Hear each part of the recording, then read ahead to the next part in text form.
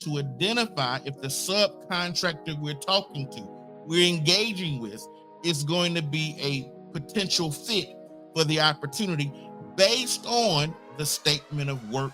Hopefully it can be backed up by a past performance reference. You want, if this subcontractor is deemed to be vital to the success of and a potential win for this effort, you want to consider work share. He said, well, Dr. Kurt, what does the due diligence process look like? Number one, you're going to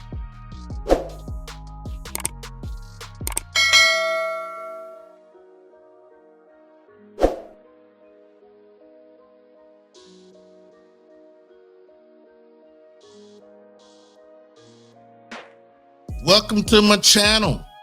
My name is Dr. Curtis A. Merriweather Jr. As many of you guys know, in 2020, I was named a game changer by the White House Policy Advisor for Innovation Entrepreneurship, and I want to serve as your government contracting coach. Now, the purpose of this channel is quite simple. We just simply want to educate entrepreneurs. Now, with the way we educate entrepreneurs through education, consultation, and training support services. My goal is to help lower your learning curve and to accelerate your business profitability. Now, our education is based on advanced education, practical experience, and 27 years of progressive experience in the government contracting space. Now, on the screen, you'll see my URL. Please note that my URL has changed, but definitely go to Instagram, give me a follow. Please feel free to send me a comment or a question. I love to engage with our viewers and subscribers. Now on the screen, you'll see the 8-figure government contracting. This is our teaching platform. This is where we educate entrepreneurs who are interested in making the leap to the government contracting space. On the screen, you'll see the link directly to our course store library. Definitely go take a look, browse around. I'm confident you'll find some educational materials that will help you on your government contracting journey. Every month, no exception. We actually just did a free information session a couple nights ago. Every month, I do a free information session. It is absolutely free, but registration is required. The next session, those details are on your screen right now. Okay, I don't want to waste any more time. I want to jump right into my topic. But before I do, I want you to like, I want you to share, subscribe, and hit the notification bell so you are notified anytime I produce new content. Now, a lot of you guys that view this channel have not subscribed yet. So if you find the content on this platform helpful, please hit the subscribe button. I'm noticing about 70% of our viewers are not subscribed. So please, please, please subscribe. Okay, let's jump into our topic for today. You've seen the title. So I want to just jump right into business. I don't want this to be a long video. I want to give you some, I believe, some critical information on your government contracting journey as we're looking to identify subcontractors. I'm specifically talking about my viewers who are already priming, and you're looking to identify talent and subcontractors that are going to help you to fulfill the contract requirements. Now, I want my viewers to be doing the majority of the work. I've had numerous videos where I've talked about why. I'm not going to talk about that in this particular video. I just want to give you some practical tools and things to consider as you identify your subcontractor. So without further ado, let's jump into our very first tip. Tip number one, you have to deconstruct the opportunity. You got to deconstruct the opportunity. Now, what do I mean when I start talking about deconstructing the opportunity? It's going to be super imperative that you read the statement of objectives, also called an SOO, your statement of work, which is or SOW, or your performance work statement, also known as a PWS. It's going to be absolutely critical that you understand the requirement. What is the customer asking for in these solicitation documents? Now, once you understand what is being requested, you need to outline a solution or technical approach. Now, I'm not saying do anything super elaborate on the back of a napkin, on a sheet of paper, or on a whiteboard. Start outlining how you're going to address what's being outlined in the statement of work, SOO, or PWS. So let me give you a few things to think about. What are the labor categories that are being needed or being requested? Some statements are going to be very specific about what they want based on whether it's a SOO, PWS, or SOW. They're going to have varying levels of detail, but identify whether it's explicit or implied. I need you to identify the labor categories that are needed. Now, labor categories is a government contracting term. You also may hear it called an LCAT. What are the roles that are being required to fulfill this task? Maybe it's engineers. You guys know I have an IT background or engineering background, so computer engineering specifically. So maybe it's engineers or project managers or system administrators or software engineers or testers. You get an idea. What are the labor categories? What are the skill sets that are being requested or needed to fulfill this opportunity? Once you identify the labor categories, you need to know how many of each do you need. You need one program manager, two program managers. Do you need three computer engineers? Regardless of what the labor mix may look like, you need to identify how are you going to get this done with A, the roles or the labor cat, B, how many of those people are you going to need? Third thing, you need to think about the educational requirements.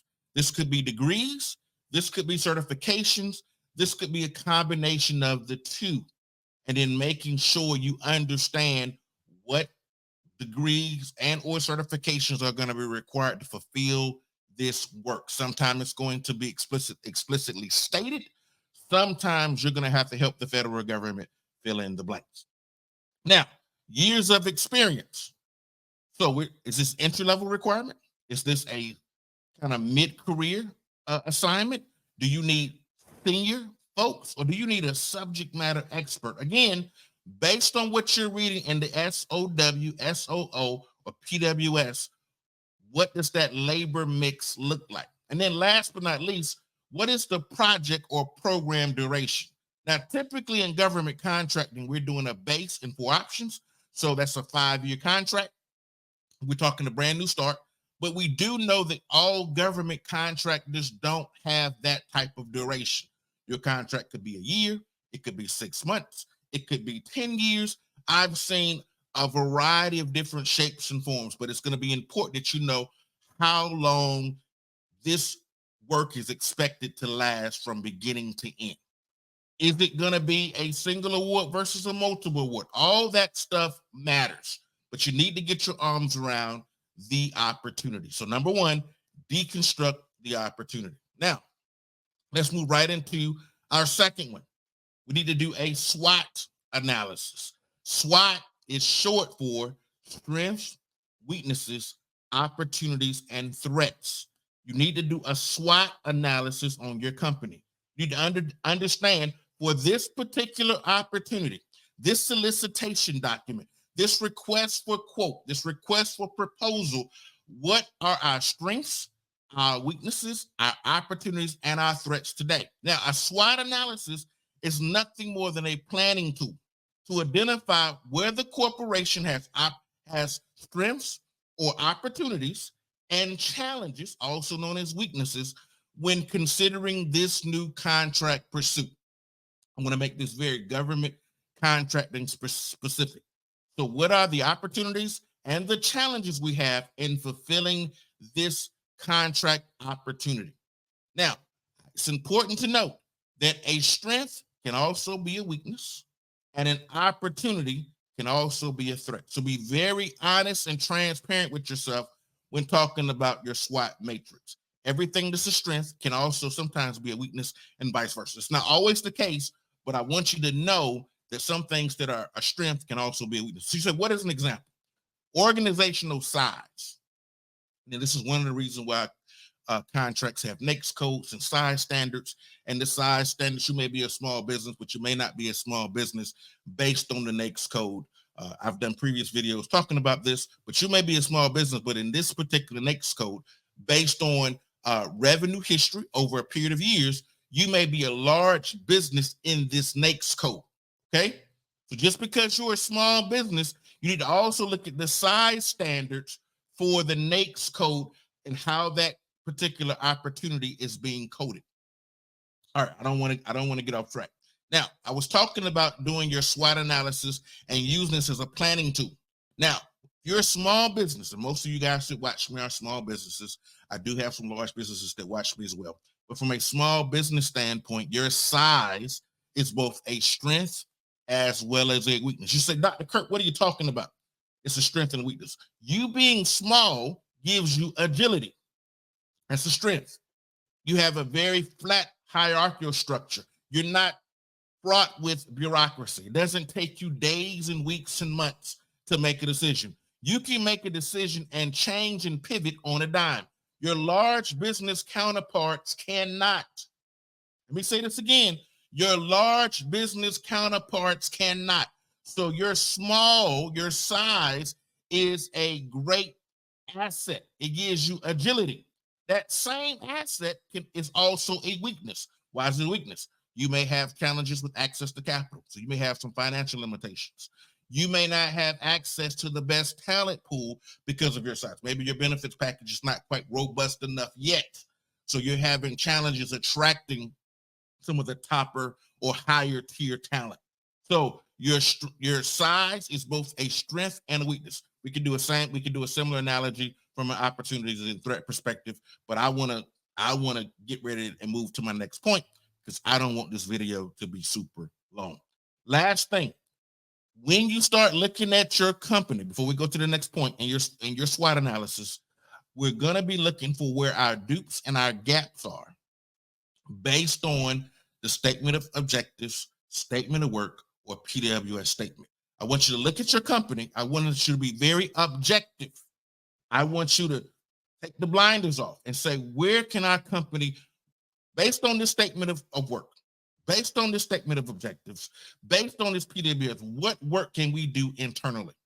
Those are going to be your duplications. This is where we can do, and it's just the word it's called a dupe gap analysis.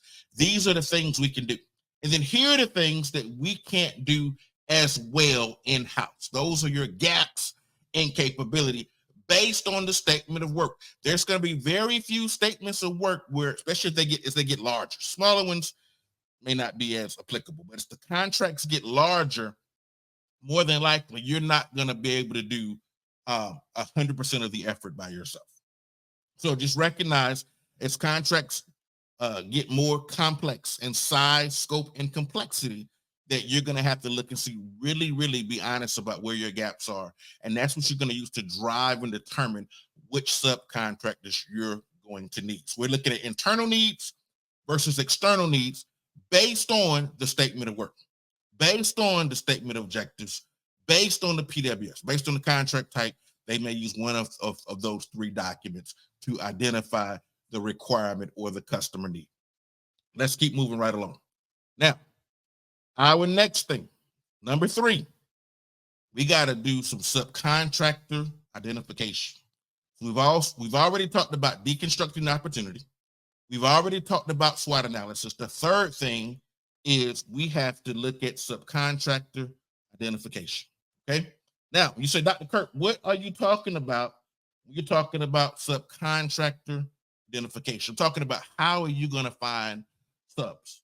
Now, if you're new to government contracting, you probably don't have the relationships yet. And we've all started there. But I'm going to give you my tiered approach in terms of what I think the best way to find talent is. Number 1, you had a prior relationship. Now, recognize if you're new to government contracting, you may not be there today, and that's okay. We all start from ground zero. But the most powerful position to start is when you have a prior relationship. You've had a direct relationship working with this subcontractor already. You already know the good and the bad of what comes with this company. That's the most powerful position. Number 2, You have learned about this subcontractor from a trustworthy source. You've learned about this contractor from a trustworthy source. So I have not worked with the company myself, which is the optimal position. The second best position to be in is when you have a reliable organization or person that you can depend on and rely on and get an honest, objective opinion. Word of mouth. Second best way to identify a subcontractor. But most newer government contractors who have not been in this space long, they start out by identifying contractors through intelligence tools. Now, one of those intelligence tools would be the Small Business Administration's dynamic small business search tool. Now, below this video, I'm going to drop the link so you can actually use this tool if you're looking at identifying subcontractors. Now, this is what I believe to be the least optimal the way of finding them. This is not the best way of finding your subcontractors, but it's better than nothing. Now, what this dynamic small business search tool is going to give you, it's going to be the name of the firm, the contact information for a point of contact. It's going to give you the address. It's going to give you a capabilities narrative, and it's going to give you an email address. So you're going to have the name of the company, a point of contact, an address, a capabilities narrative, and an email address to get you started. Now, your larger businesses have typically codified or institutionalized within their companies this outreach. They're always looking for small business partners. You'll see this in their small business outreach initiatives. You'll see this in their informational portals. They're always pulling and looking to identify small business or subcontracting partners. So you have to find a way to do this as well. And typically it is driven based on the opportunity that we're pursuing. Normally it's when small businesses actually engage actively in this process. Okay. But as your organization grows in size, scope, and complexity, you want to always think about how you're going to be doing vendor engagement or subcontractor identification. So very important step. Recognize your large businesses have codified this into their organizations. Now, if you are looking for your large business prime, so say you're a small business, I talked about prior relationship, you worked with a subcontractor before, you know someone who's worked with a subcontractor before, or you're doing this dynamic small business search. Also recognize those are great ways to identify subs, but I also want to make sure that you're mindful of the large businesses. When you're talking about identifying subs, you want to talk to the business development professionals at the large organizations. Now, typically they are account focused, meaning there's normally a business development rep that's focused on a specific or one agency or a couple agencies. It's not going to be more than a couple, but typically they're going to be agency focused. Sometimes it can be regional focused, but I'm starting to see now in the modern day, they're typically focused on account. So you may have a business development guy who's focused on the Navy at a large business, or maybe he's focused on intel community or intelligence community partner. So again, you want to make sure that we identify strong subcontractors, both from a small business perspective and from a large business perspective. If you're looking for a large business partner, I talked about finding small business partners. If you're looking for a large business partner, I'm going to recommend you jump on LinkedIn and you find some companies that you believe to be very reputable. There's some large names. I'm not going to name them here because I seem to name the same 5 or 6 companies every time, but do a LinkedIn search and look for business development professionals. And typically they're focused based on account. So if you're looking for a Navy, you're looking at a Navy solicitation, look for a business development professional who focuses on Navy. They're typically your business development or your BD professionals are typically account focused. If you're looking for work, if you're chasing an opportunity in health and human services, I'm going to just pick on the CDC. There's someone in the LinkedIn sphere who does business development for LinkedIn. LinkedIn, I think, is your best tool for identifying your large business partners. Again, this is a cold call if you haven't had a prior relationship or know someone who worked with that organization before. And let me just give a quick aside. When we start talking about large businesses consist of business units. A business unit is big enough to be a company by itself. So I want to be very clear that when you have a relationship with a business unit within a larger business, I'm gonna just pick on General Dynamics for a minute. So when you do business with General Dynamics, they have several divisions. One of those divisions may be GDIT, or the IT division or business unit within General Dynamics. The experience you have there may look very different than the experience you may have in General Dynamics mission systems. So when you talk about the large businesses, you want to also specify when you're getting your intel, which business unit is that prior experience with. The experience you have with GDIT may be very different from the experience with GD mission control systems or mission systems.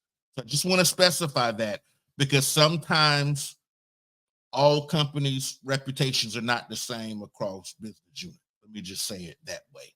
I'm not picking on anyone in particular. Okay, let's keep this conversation moving right along. So we've talked about deconstructing opportunity, SWOT analysis, subcontractor identification. The fourth thing we want to talk about is establishing contact. We have to establish contact. So once you've identified potential partners, you got to reach out and talk to somebody. Now, best way to do this, of course, is face-to-face. Now, recognizing a post-COVID era that face-to-face has been replaced now by Zoom in a lot of instances. But face-to-face is still, my opinion, this is my opinion, I think it's still the number one way to engage. So you want to engage face-to-face as much as possible, my opinion. One of the ways to do this is through industry days and trade association events. So talking about AFCEA, CDCAs, NCMAs, Old Crows Association, PMI, Toastmasters, any event where a collective gets together and talk about specific issues related to that trade association. So what I just gave you is a whole bunch of acronyms. Definitely look them up. I'll try to remember to put the links down below for a few of them, but you got AFCEA being one, the CDCA is another one, NCMA, the Old Crows Association, PMI, and Toastmasters, just to name a few. There are a litany of them. Find the ones that are most applicable to you. And then number two, it's going to be virtual introductions. We're talking about establishing contact. So face-to-face, you meet them at a conference, expo, trade association meeting. Second way, it's going to be virtual introduction. So you know someone who knows someone, and they send an email introduction or a LinkedIn introduction. So that's we call a warm introduction or a warm lead. Third, it's going to be LinkedIn. I'm a big proponent of LinkedIn, the paid versions of LinkedIn to be specific. So LinkedIn will also show you mutual connections, so you'll be able to see who else in your LinkedIn social network has a relationship with those. Again, a LinkedIn is a corporate focused social media networking tool. That's what it was made for. So I really encourage my students to definitely tap into the value of LinkedIn. And it also shows you some background. So you may see some similarities in terms of, maybe alumni status, maybe places you guys have worked. I say you guys, I don't mean that he or she. So you'll see some commonality that will hopefully frame a conversation if and when you have one with that person. And then last but not least is cold emails or cold call. You never met this person before, you're just calling them out the blue. So going back to our previous point where we talked about identifying the subcontractor, now we got to establish contact with said subcontractor or someone within the organization. We're just trying to move this process on along. So we got to make contact. We got to establish contact with the individual. Face-to-face is best, followed by virtual intro, LinkedIn, and then cold call. If you have nothing else, cold call, cold email. I just kind of listed from warm to cold in terms of my own personal hierarchy. But one of those four ways is going to be how you're going to want to engage and establish contact to keep the conversation moving forward. Number 5, we're just walking you through a process. Number 5 you have to gather the information. So what do I mean when I say gather information? You say, well, Dr. Kirk, all this time I've been gathering information. What do you mean when you say gathering information? No, we're starting to gather information to identify if the subcontractor we're talking to, we're engaging with, is going to be a potential fit for the opportunity based on the statement of work, statement of objectives, or PWS, performance work statement, whatever you have at your disposal to determine fit, form, fit, and function. That's what we're trying to do here. You want to ask them a leading question. Do they have agency past performance? You may start the question off by saying, hey, we're looking at an opportunity at DIA. Do you have any DIA past performance? They're going to respond yes or no. You may ask them, hey, we're tracking an opportunity called Site 4. Site 4 is a contract that I made up. It probably will come into fruition because we're on Site 3 right now at DIA. The organization's on their third iteration of that contract. So there's probably going to be a Site 4 somewhere in the future, but the government has not announced that because they're still working to execute the current contract. So you may say, hey, do you have any past performance on the Site 3 contract? Are you currently working that vehicle? They're going to respond yes or no. If you get a yes from either one of those questions, that is a great sign. That it does not mean because they said no that they are not still a great candidate. They may have a great capabilities narrative that you learned about when researching their information in the dynamic small business search. You may have found a great capability narrative and felt like they can really add value to our team to give us a differentiated edge and a competitive advantage. So you may still decide to engage, but it would be great if they had prior incumbency either with the agency, or better if they're a prior sub on the current contract, just so you know. Third question you're going to ask them is, are they going to consider subbing? If they say no, you're going to say, thank you. Let me know if you change your mind because we're planning to prime this opportunity. The conversation ends, you go to the next company that you've identified in your list of companies. If they say yes, you're going to say, okay, great. Let's get an NDA in place so we can share information back and forth to determine where you could potentially fit on our team. They're going to say yes. You're going to exchange contact information, and documents are going to begin to flow. Now, documents are not going to flow until you get a fully executed NDA, also known as a non-disclosure agreement. Okay, NDA. NDA is going to protect both companies from deliberate information or proprietary information sharing. Okay, that's the purpose of the NDA. The NDAs don't protect us well from accidents. I'm just saying. Okay, but with the NDA in place, both companies have signed off and dated it.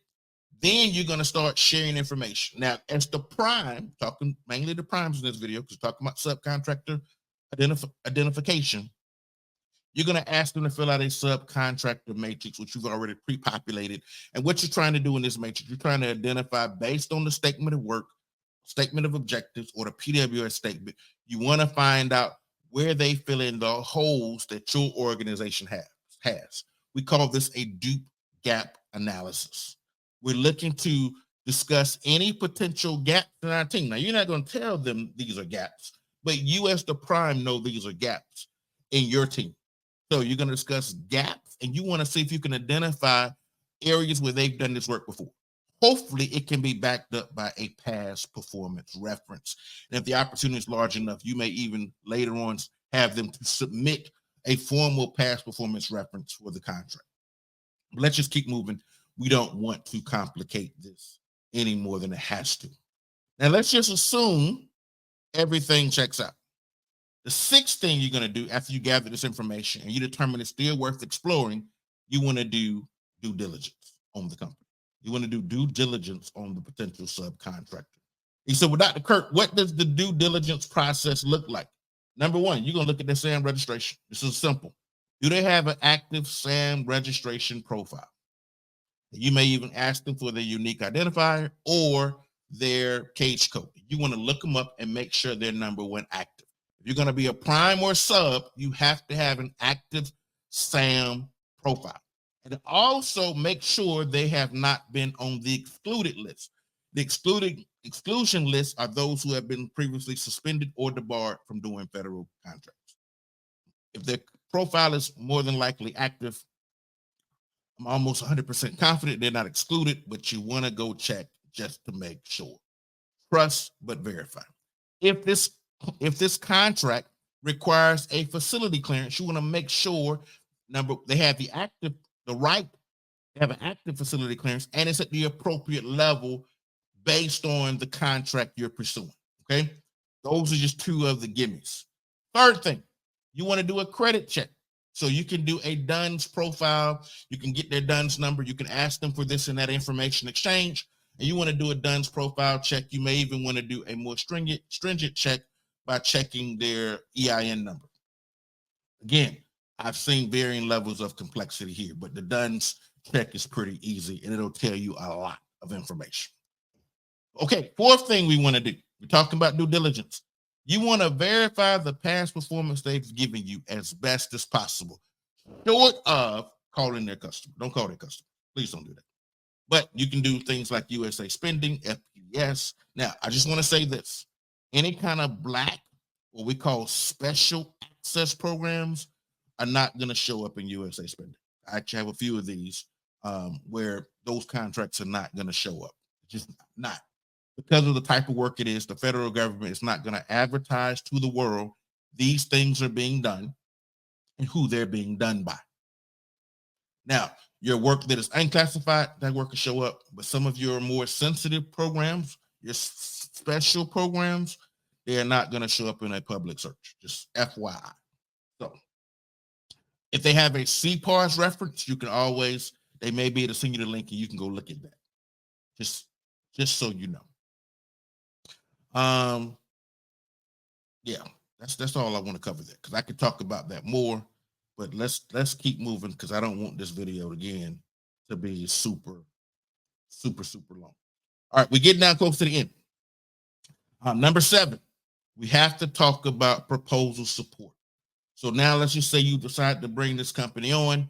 You believe they're going to be a tremendous asset to what you're all are trying to do in this contract pursuit. So now we need to talk about proposal support. At the point of now, having done your due diligence, believing they're going to be a value added to the team, doing as much due diligence as possible, then you're going to do a teaming agreement, which is also known as a TA. You want to make sure this TA is executed. Now, in your teaming agreement, you want to specify, again, you're the prime, you're issuing the teaming agreement. You want to specify what your expectations are of your subcontractors in the proposal effort. Now, you also want to make sure that you're not only outlining your expectations in the proposal effort, but also you need to let them know they will not be compensated for participating in the proposal. That needs to be in there. That should go without saying, especially for those who have been around this game for quite some time. But cover yourself and make sure that language is in your teaming agreement somewhere. Another thing I want to make sure is in your teaming agreement, you want, if this subcontractor is deemed to be vital to the success of and a potential win for this effort, you want to consider work share. Now, work share is fancy language for saying how much work are you guaranteeing this subcontractor to have. Now, we know based on the methodology I follow, we're doing the majority of the work, but you may want to think about giving them a 10, 15% or less work share to further cement their buy-in into this effort. Now, please note that if you talk to large businesses, they may try to push you for more work share, but you want to minimize the amount of work share or guarantees you're giving away, okay? And that's going to depend whether we're talking about a single award versus multiple award. I just want to throw it out there. We can get way more complex with this, but I just want to specify that you really think about and consider work share, and talk to some of your more seasoned colleagues who've done work share allocations before, just to make sure you're not getting caught by any gotchas. But again, I'm going to recommend the less, the better, and never go higher than 15% unless you have a really strong, compelling reason for why. I'm talking 10, 15% per company. But again, most of these larger contracts are going to be limited by the limitations of subcontracting clause, and we have to do 51% or more of the work to stay compliant. That's all I want to talk about there. Let's keep moving to our last point in this conversation. You got to get ready for the contract kickoff. So you submitted the proposal in your proposal support. So we didn't talk about the last step. Last step was proposal support. So now the proposal has been submitted. And let's just say you have one. So you submit the proposal, and let's just say your team wins the proposal. You did all the things that I teach on this channel and in my course, and you win. So what's next? You need to start really considering your transition planning.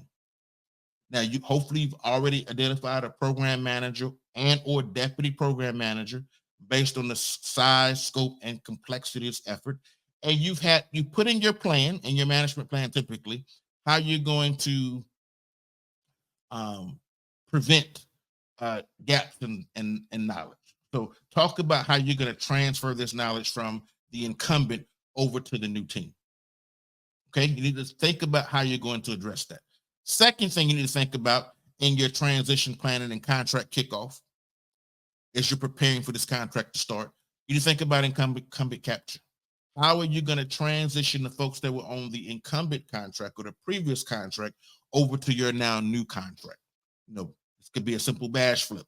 You got to make sure, you capture their employment information, all of their payroll information, make sure they put it in the payroll system, doing benefits, all the stuff needed to make sure they are now incorporated and transition effectively into the organization as smoothly as possible, okay? And this is also the opportunity that if there's some employees the federal government really doesn't want to see come back, that you let them go at this period, okay? That's what we do doing incumbent capture. So we harness the people that provided value-added service to the federal government, and we release those that were giving suboptimal performance or that's not aligned with the corporate culture of the organization. And then last but not least, you need to execute your program management plan.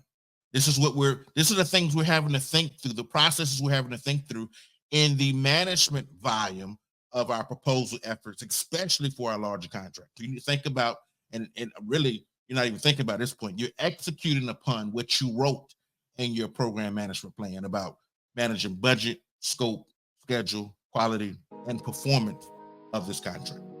That's all I got for you in this video. I hope this was helpful so you can identify value-added subcontractors. We covered a lot in a little bit of time, but I want to give you a 10,000-foot view of what this really looks like in practice. So that's all I got for you in this video.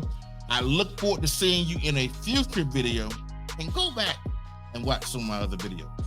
I'll see you next time. Until next time.